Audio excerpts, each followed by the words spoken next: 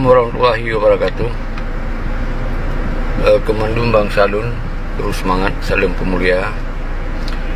Dan yona adegan film yang meneror sabuh kandidat, nyobek goyang dan Beklina saling tuduh menuduh.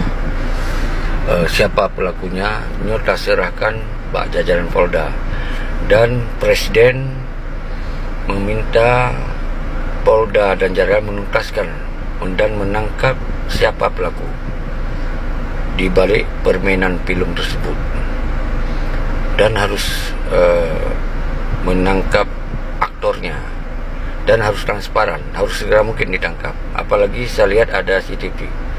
Kebetulan ini saya di Aceh, 4 hari saya di Aceh. Hari yang kelima ini saya dengar ada teror. Maka ini saya minta Polda Aceh dan jajaran untuk menangkap siapa pelakunya.